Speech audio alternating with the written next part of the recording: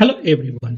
सो आज हम लोग आइसो एंजाइम्स के बारे में पढ़ेंगे। तो let's start. So what are iso enzymes?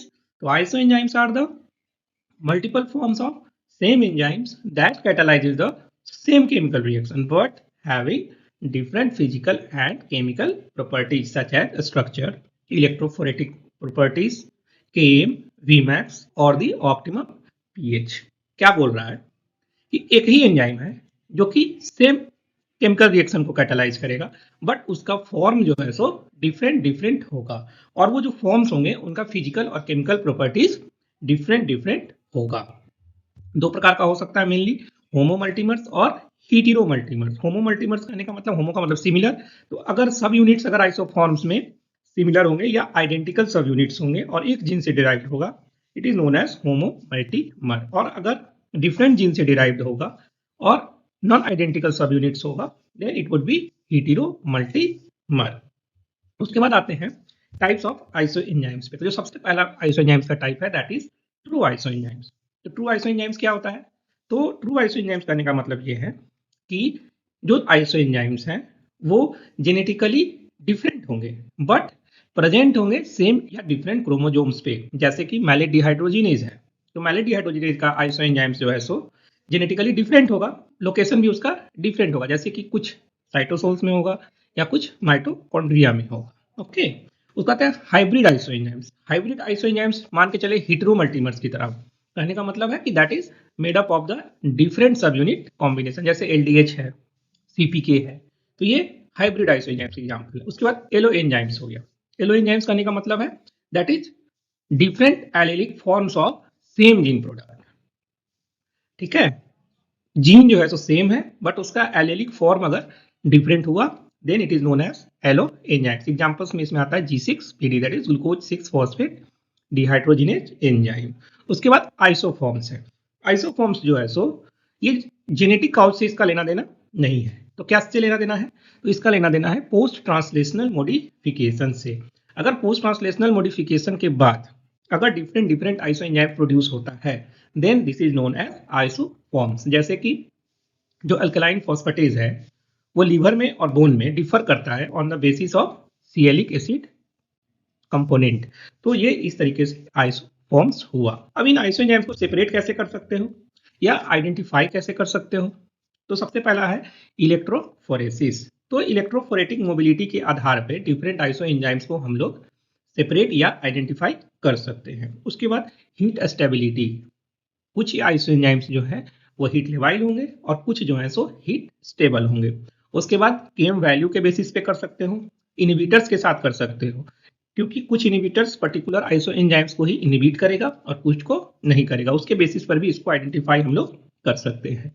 उसके अलावा लोकेशन, कुछ आइसो एंजाइम्स सर्टेन प्लेसेस पे प्रेजेंट होंगे, कुछ आइसो एंजाइम्स सर्टेन प्लेसेस पे प्रेजेंट होंगे, जैसे कि एलडीएच में ही देखेंगे अलग अलग आइसो एंजाइम्स अलग अलग जगह प्रेजेंट है, तो उसके बेसिस पर भी हम लोग इसको आइडेंटिफाई कर सकते हैं। ओके।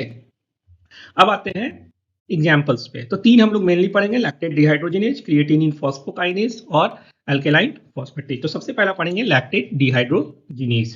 तो लैक्टेट डिहाइड्रोजिनेज का फंक्शन क्या है पहले ये जानना है, क्योंकि कोई भी आइसो एंजाइम होगा वो सेम रिएक्शन को कैटालाइज करेगा। ये रिएक्शन क्या कैटालाइज करता है? तो it converts pyruvate to lactate और lactate to pyruvate vice versa, because ये जो रिएक्शन कैटालाइज करता है that is reversible in nature.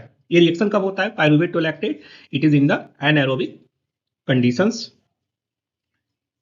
और एलडीएच के बारे में अब हम लोग थोड़ा डिटेल में देखेंगे। तो एलडीएच क्या है? तो एलडीएच का जो स्ट्रक्चर्स होता है वो टेट्रामेरिक होता है। कहने का मतलब 4 चेन्स आर देयर, जिसमें कि या 4 सब यूनिट्स आर देयर बोल सकते हैं, जिसमें कि 2 सब यूनिट्स होते हैं दैट इज एम और एच। ए सब यूनिट, बी सब यूनिट्स। ए सब यूनिट्स को डिनोट करते हैं एम से, जो कि मसल को डिनोट करता है, and chromosome 11 that is basic in nature. H that is heart को डिनोट कर रहा है, that is chromosome 12 and it is basic in nature. तो एलडीएच 1 to 5 होता है, 1 2 3 4 5। और इन पांचों आइसो एंजाइम्स को हम लोग सेपरेट कर सकते हैं सेल्यूलोज एसीटेट इलेक्ट्रोफोरेसिस से। किससे? सेल्यूलोज एसीटेट इलेक्ट्रोफोरेसिस से एट पीएच 8.6। नॉर्मल वैल्यूज कितना होता है? सीरम में 100 to 200, सीएसएफ में 7 to 30, यूरिन में 40 to 100 यूनिट्स पर लीटर। अब डिटेल्स में देखते हैं कि पांचों आइसो एंजाइम्स कहाँ कहाँ प्रेजेंट है और कौन कौन सा सब यूनिट है। तो सबसे पहला जो H1 है, दैट इज LDH1। तो LDH1 जो है इसमें जो सब यूनिट्स प्रेजेंट होंगे चारों सेम होंगे, दैट इज H4। और जैसे ही H4 हमने लिखा उसके बाद के जितने होंगे उसमें से एक H को हटाते जाएंगे और एक M को जोड़ते जाएंगे, जैसा कि आप देख सकते हो LDH2 में जो सब यूनिट्स है H3M1, LDH3 में है H2M2, LDH4 में H1M3, LDH5 में M4। तो ये इस प्रकार से हो गए सब यूनिट्स, डिफरेंट सब यूनिट्स। अब जब इलेक्ट्रोफोरेटिक मोबिलिटी की तरफ देखेंगे तो LDH1 जो है सो सबसे फास्टेस्ट होगा और जो LDH5 होगा that will be the slowest. इसी सीक्वेंस में हम लोग डिक्रीज होते जाएगा स्पीड। उसके बाद मेन जो हम लोग को जानना है that is TCU of origin, कि कहाँ पे ये मेनली ओरिजिनेट हो रहे हैं। तो जैसे कि LDH1 सबसे पहले दिल लगाना है, तो LDH1 जो है सो हार्ट मसल्स में प्रेजेंट होंगे। LDH2 जो सबसे अधिक अमाउंट में बॉडी में प्रेजेंट होता है तो आरबीसी और brain. LDH3 brain WBC, LDH4 double L that is liver and the leukocyte, LDH5 skeletal muscle. याद करने का दूसरा तरीका ये भी है, LDH1 में सिर्फ H4 यूनिट है तो हार्ट में, LDH5 में M4 है तो मसल में, और LDH2 याद रखना सबसे अधिक क्वांटिटी में प्रेजेंट होता है तो आरबीसी और ब्रेन में। तो परसेंटेज वाइज देखेंगे तो सबसे अधिक आपका है LDH2 35%। उसके बाद एक और पैरामीटर है टेम्परेचर से ससेप्टिबिलिटी पे। तो जो LDH1 और LDH2 है that is heat resistant, LDH4 5 जो है सो हीट ससेप्टिबल या हीट लेवाइल, और जो LDH3 है दैट इज पार्शियली डिस्ट्रॉयड। जैसा कि आप पिक्चर में देख सकते हैं, अगर हम लोग निगेटिव साइड में, जो निगेटिव साइड है वहीं पे हम लोग इलेक्ट्रोफोरेसिस में सैंपल को अप्लाई करेंगे iso enzymes of the LDH को, तो जो सबसे फास्टेस्ट मूव करेगा दैट विल बी LDH1 और H4 सब यूनिट। तो आप देख सकते हो सबसे कम दूरी पे कौन गया, M4 दैट इज LDH5। तो इस तरीके से इलेक्ट्रोफोरेटिक पैटर्न पे हम लोग को पोजीशंस मिलते हैं और इसी के थ्रू हम लोग आइडेंटिफाई भी कर सकते हैं। ग्राफिकल रिप्रेजेंटेशन में देख सकते हैं जो सेकेंड वाला है that is H3M1 that is the most abundant iso enzymes in our body. Second picture में देखिए सब यूनिट्स है, तो सब यूनिट्स में आप देख सकते हैं 4 चेन्स हैं या 4 सब यूनिट्स है सब में। तो जैसा कि सबसे पहला LDH1 है तो इसमें सारे H सब यूनिट्स हैं, और सबसे लास्ट में जो है M4 है तो सारे M सब यूनिट्स हैं, और बाकी सारे इन्हीं के कॉम्बिनेशन से बने हुए हैं, but they are always tetrameric forms, right. उसका आते हैं क्लिनिकल सिग्निफिकेंस पे। तो जो सबसे इंपॉर्टेंट है वो है आपका flipping pattern of LDH। Usually body में क्या होता है, LDH2 सबसे अधिक होता है क्योंकि अभी बताया most abundant LDH isoenzymes is LDH2। But मान लेते हैं किसी को मायोकार्डियल इंफाक्शन हो गया। मायोकार्डियल इंफाक्शन करने का मतलब है ब्लड सप्लाई घट गया जिसके कारण हार्ट के सेल्स जो है सो नेक्रोज हो रहा है या इंफाक्शन उसमें हो रहा है। तो उसके कारण क्या होगा, जो हार्ट में जो LDH प्रेजेंट है दैट इज LDH1 वो इंक्रीज कर जाएगा। तो नॉर्मल में याद रखना है कि LDH2 अधिक होगा, but in cases of the myocardial infarction LDH1 will be more than LDH2 and this is known as the flipping pattern of LDH। इसके अलावा और कहाँ इंक्रीज हो सकता है LDH, तो LDH1 हो गया मायोकार्डियल इंफाक्शन में, LDH2 मेनली आरबीसी में है तो मेगालोब्लास्टिक एनीमिया में इंक्रीज हो जाएगा, किडनी डिजीज में इंक्रीज हो जाएगा, LDH3 ल्यूकेमिया में इंक्रीज हो जाएगा, मैलिग्नेंसी में इंक्रीज हो जाएगा, LDH4 पल्मोनरी इंफाक्शन में इंक्रीज हो सकता है, LDH5 मसल में प्रेजेंट है तो सारे स्केलेटल मसल डिजीजेस और लीवर डिजीजेस में इंक्रीज हो जाएगा। तो ये मोटा मोटी हो गया आपका LDH के बारे में। उसके बाद आते हैं क्रिएटिन फॉस्फोकाइनेज के बारे में। तो क्रिएटिन फॉस्फोकाइनेज क्या करता है, फॉस्फोक्रिएटिन को क्रिएटिन में कन्वर्ट करता है और इस प्रोसेस में एक ATP का प्रोडक्शन होता है, और ये जो ATP होता है it is the immediate source of ATP in the contracting skeletal muscle. तो CP का मेन फंक्शन क्या हो गया, that is providing ATP in the contracting muscles. उसके बाद जो क्रिएटिन काइनेज है दैट इज डाइमर, जो आपका LDH था दैट वाज टेट्रामर्स, और CK जो है सो डाइमर। इसका मॉलिक्यूलर वेट हो गया 40 किलो डाल्टन। इसमें 2 सब यूनिट्स हैं that is B for brain present on chromosome 14 and M for muscle chromosome 19। Normal values हो गया 50 to 100 in females, sorry in males and 10 to 80 in males.